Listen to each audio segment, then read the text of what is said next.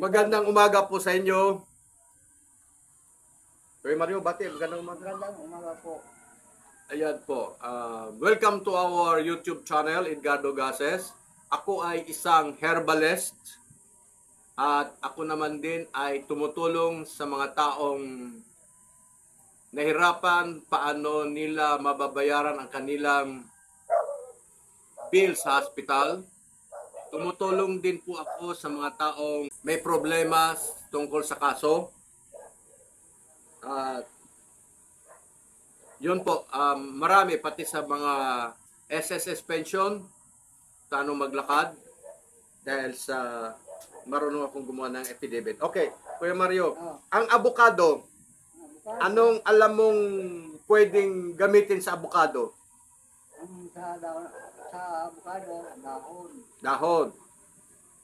Oh, avocado, dahon. Anong gagawing nilaga? Daga. Anong gagawin doon sa avocado? Para saan 'yon? Sa UTI. Sa UTI. Ano pa? Ng panang yung libano. Hindi, avocado lang muna tayo. Avocado. Pag-usapan din avocado. Para sa UTI, ano pa? Yung dahon. Dahon. Ginagawang kape. Ginagawa ng kape. Oo, pag nilaga mo, nagkukulay pula. Kaya, Ngayon, ang bunga, nakain. kinakain. Bakit para saan yung bunga? Ba't kinakain? Ang bunga, Pasustansya. Ayun. May vitamin E. Oo. Ayan. Ang avocado, kapag ang tao ay malapit ng mamatay, pinapakain ng avocado at nabubuhay uli. wala na. Hindi, pag malapit ng mamatay.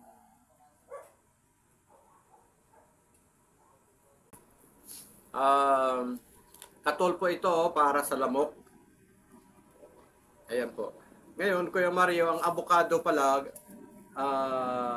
gamot ito sa, yung dahon niya nilalaga, at gamot ito sa,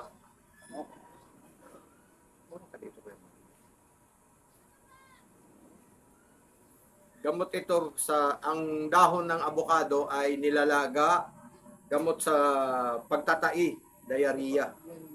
Oo, yun din kanilang remedy, home remedy. Home remedy yun. Bago dalhin sa hospital, subukan na muna yung dahon ng avocado. Diba, Kuya Mario? So, hindi lang pala ang bunga ang makakain, kung hindi pati dahon, ano? Yan ang maganda sa, yan ang mga bigay ng Panginoon Diyos na hindi lang sa bunga na ang tao ay makinabang, maging sa dahon. Kaya nga sabi ng Diyos, the fruits is your food and the leaves is your medicine. Yan. So, ganun kabait ang ating mahal na Panginoon na binigyan tayo ng mga panggamot, 'di ba? 'Yon. So, punta naman tayo sa saging, banana. Iba naman, anong alam mo sa saging? Sa saging, yung pagyan, yung sa ingin yung hilaw, yung saging na sabaw.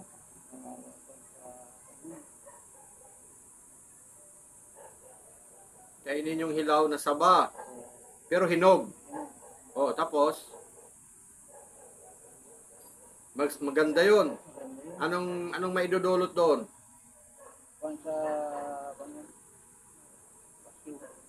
Sa Pasyon. anong pasyum? Yung pa sa Pasma?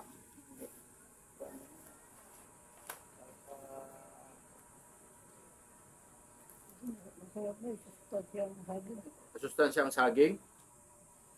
Ang saging ay kinakain ng hilaw at magiging luto yung saba.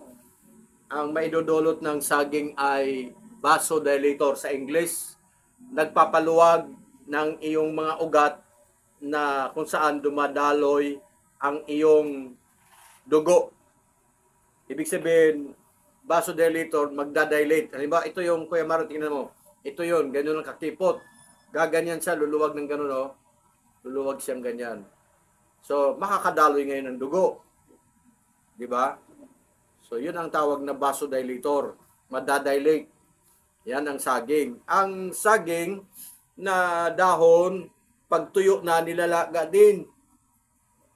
May gamot sa diabetes at gamot din sa tiyan, pananakit sa tiyan. At maging ang bunga, kapag nagtatai ka, kakain ka lang ng saging para titigas yung pupo mo. Yun ang maganda. Kwentuhan lang natin, wala na yung aktual na sa sunod na yun. Kwentuhan lang natin, Kuya Mario, yan, ano? So, ganun po ang saging. At meron din itong potassium. Yan po, Kuya Mario. Kaya, kumain ka ng saging, ha? Kain ka ng saging. Kumakain ka ba ng saging? May Pag may pambili. Hindi.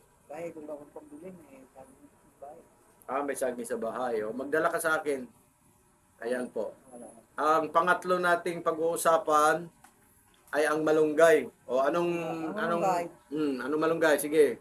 Ang malunggay para sa panaman, sa panang yung pagpapanaman sa katawan, pagpapalakas.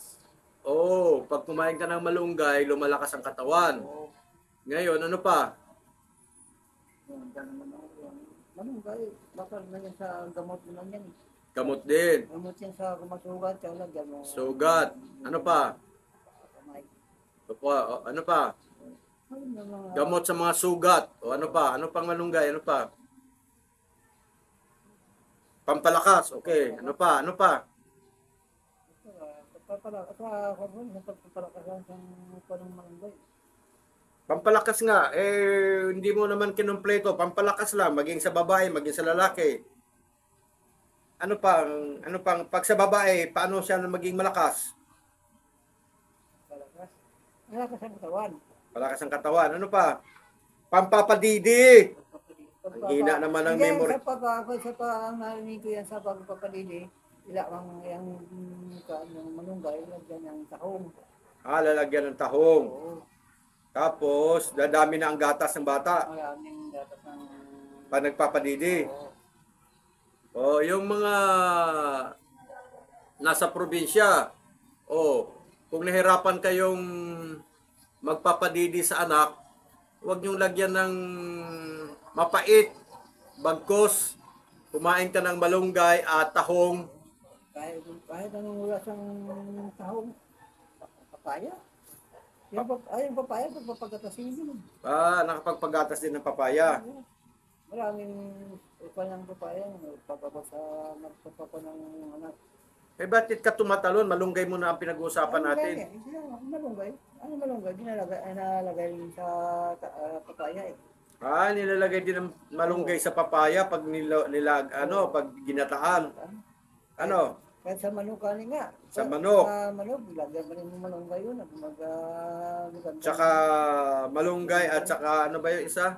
Malunggay at saka papaya. Papaya. Pag wala kang papaya, ang anong ilalagay mo? Sayote. Ay, okay. Sayote, ano? Ayan. Yan, marunong. So, ikaw ba naman nagluluto ka sa bahay? Nagluto ako. Anong niluluto mo? Halimbawa, pag may pira ka, anong niluluto mo? Yung sinigang. Sinigang na Baboy. baboy. Anong mga halo doon sa sinigang na baboy? Yung paminta. Ang paminta ka laurel. Laurel, paminta, laurel, ano pa? Yung papaya. Yung Pang sahog, ano yung mga sahog? sahog. Gabi, ano pa? Sitaw, ano pa? Kita ba? Kaya ka na ba? Kangkong. Ay, hindi na magkakaroon ng kanto. Yung pipino, yung labanos. Oo, labanos, tama yon. May labanos, ano?